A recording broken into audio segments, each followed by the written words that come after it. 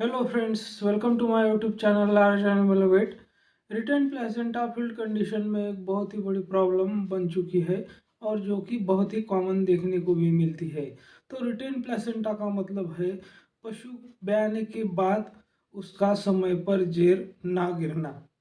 तो समय पर प्लेसेंटा ना गिरना इसका मतलब क्या है? तो इसके लिए आपको सबसे पहले ये समझना होगा कि जो प्लेसेंटा है तो पशु के ब्याने के बाद नॉर्मली कितने टाइम में गिरना चाहिए, उसका जो नॉर्मल प्रोसेस होता है, नॉर्मल टाइम होता है, तो वो कितना होता है। और उसके बाद भी अगर प्लेसेंटा नहीं गिरता है तो हम उसे हाथ से खींचकर निकाल सकते हैं या नहीं निकाल सकते हैं। अगर निकालते हैं तो क्या प्रॉब्लम आ सकते हैं, इन सभी बातों पर हम चर्चा करेंगे। लेकिन उससे पहले अगर आप मेरे चैनल पर नए हैं तो प्लीज़ मेरे चैनल को पहले सब्सक्राइब, लाइक और शेयर करें और साथ में बेल आइकन का बटन दबाकर ऑल वाला ऑप्शन भी सिलेक्ट करें ताकि भविष्य में आने वाली हर वीडियो की सूचना आपको समय पर मिलती रहे।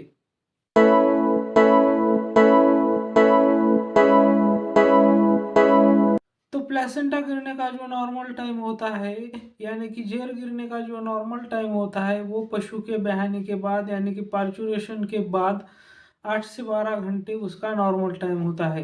8 से 12 घंटे उसको पहले टाइम देना चाहिए। उससे पहले कभी भी पशुपालक को प्लेसेंटा निकालने की जल्दबाजी नहीं करनी चाहिए। और वैसे भी प्लेसेंटा बच्चे को जन्म देने के बाद एक फॉरेन बॉडी जैसा एक्ट करता है, मतलब वो पशु के शरीर के अंदर नहीं रहेगा, वो सड़ जाएगा और बाहर आ ही जाएगा। तो इसीलिए कभी भी हमें प्लासेंटा निकालने में जल्दबाजी नहीं करनी है और ख़ास करके प्लासेंटा हाथ से खींच के निकालने से, ज़बरदस्ती निकालने में कभी भी जल्दबाजी नहीं करनी है। ऐसा कोई भी काम हमें नहीं करना है। अगर आपके पशु का प्लेसेंटा पार्चुरेशन के बाद नॉर्मल समय में यानी कि 8 से 12 घंटे के बाद भी अगर नहीं गिर रहा है तो उसके कई कारण हो सकते हैं, जैसे कि आपके पशु के शरीर में फास्फोरस और कैल्शियम की कमी हो सकती है, उसमें हार्मोन की कमी हो सकती है जैसे कि ऑक्सीटोसिन की कमी हो सकती है, या फिर एस्ट्रोजन की कमी हो सकती है, या फिर दोनों हार्मोन्स की कमी हो सकती है, ऑक्सीटोसिन और एस्ट्रोजन की। या फिर उसको जो डिसीजेस है जैसे कि ब्रुसेलोसिस है, विब्रियोसिस है, ट्राइकोमोनियासिस है, तो ऐसे अगर उसमें डिसीज है तो उसकी वजह से भी प्लेसेंटा टाइम पर नहीं गिरता है। प्लेसेंटा ना गिरने के और भी कारण है जैसे कि प्रीमैच्योर डिलीवरी, यानी कि दिन भरने से पहले ही बछड़े का जन्म हो जाए तो भी प्लेसेंटा समय पर नहीं गिरता है, या फिर एबॉर्शन हो जाए तो भी प्लेसेंटा समय पर नहीं गिरता है। तो ये कुछ कारण है जिसकी वजह से प्लेसेंटा समय पर नहीं गिरता है। साथ ही में डिस्टोकिया भी एक उसका कारण है। डिस्टोकिया की वजह से भी प्लेसेंटा जो है वो नॉर्मल टाइम में नहीं गिरता है। कुछ पशुपालकों में भी बहुत बड़ी एक गलत धारणा है कि जब तक प्लेसेंटा नहीं गिरता वो तब तक बछड़े को दूध पीने नहीं देते। तो उनको लगता है कि प्लेसेंटा गिरने के बाद ही बछड़े को दूध पिलाना चाहिए। तो ये एकदम गलत बात है, क्योंकि जब तक बछड़ा दूध नहीं पिएगा तो ऑक्सीटोसिन रिलीज नहीं होगा, और ऑक्सीटोसिन रिलीज नहीं होगा तो यूटेरस में कॉन्ट्रैक्शन नहीं होंगे और प्लेसेंटा बाहर नहीं आएगा। तो जितना जल्दी हो सकता है आप बछड़े को दूध पीने के लिए छोड़ दे। तो क्या होगा, बछड़ा दूध पिएगा तो ऑक्सीटोसिन रिलीज होगा और प्लेसेंटा भी जल्दी से जल्दी बाहर आ जाएगा, क्योंकि यूटेरस के कॉन्ट्रैक्शंस बढ़ जाएंगे। तो आराम से प्लेसेंटा जो है वो विद इन नॉर्मल टाइम बाहर आ जाएगा, यानी कि गिर जाएगा।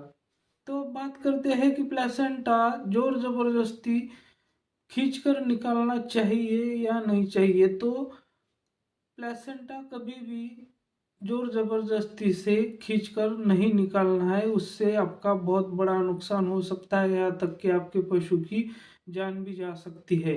तो प्लेसेंटा अगर खींच के निकाला जाता है तो सबसे बड़ा पहला नुकसान ये होता है कि पशु का दूध एकदम से बहुत कम हो जाता है। हो सकता है कि वो बिल्कुल ही ना के बराबर दूध देने लगे। और साथ ही में अगर हम उसको खींचातानी करते हैं तो यूटेरस के अंदर ब्लीडिंग होने की बहुत ज़्यादा चांसेस रहते हैं, तो बहुत ज़्यादा मात्रा में ब्लीडिंग भी हो सकती है। और साथ ही में जो इन्फेक्शन है वो फैलने के चांसेस बढ़ जाते हैं। उसमें पायोमेट्रा हो सकता है, यूटेरस में पस भर सकता है और कई सारे कॉम्प्लिकेशंस हो सकते हैं, जैसे कि अनस्ट्रस है, रिपीट ब्रीडिंग है। ये प्रॉब्लम भी पशुओं में आ सकते हैं। कभी कभी पशु हो सकता है कि हमेशा के लिए ही बांझ बन जाए। यूटेरस बहुत ही डिलिकेट होता है, कहने का मतलब है कि बहुत ही नाजुक होता है। तो आपके हाथ डालने से या फिर रफ हैंडलिंग से हो सकता है कि यूटेरस अंदर ही रप्चर हो जाए, यानी कि यूटेरस फट सकता है और पूरे शरीर में पशु के इन्फेक्शन फैल सकता है और पशु की मौत हो सकती है। साथ ही में अगर हम जोर जबरदस्ती से खींचकर हाथ डालकर प्लेसेंटा निकालने की कोशिश करते हैं तो वहाँ पर यूटेरस के प्रोलैप्स होने के भी चांसेस बहुत ज़्यादा रहते हैं, यानी कि प्लेसेंटा के खींचने के चक्कर में यूटेरस भी बाहर आ सकता है। तो हाथ डालकर प्लेसेंटा निकालने के इतने सारे नुकसान आपके पशुओं में हो सकते हैं, तो इसीलिए कभी भी हाथ डालकर प्लेसेंटा निकालने की कोशिश नहीं करनी चाहिए। तो उसके लिए सबसे सरल उपाय ये है कि प्लेसेंटा गिरे ना गिरे आप बछड़े को दूध पीने दे। उससे क्या होगा कि जैसे बछड़ा दूध पीने लगेगा तो पशु के शरीर में ऑक्सीटोसिन रिलीज हो जाएगा। ऑक्सीटोसिन रिलीज हो जाएगा तो यूटेरस के कॉन्ट्रैक्शंस बढ़ जाएंगे और प्लेसेंटा अपने आप बाहर आ जाएगा। और फिर भी अगर प्लेसेंटा 12 घंटे के बाद भी बाहर नहीं आता है तो उसके लिए हाथ डालने की कोई ज़रूरत नहीं है।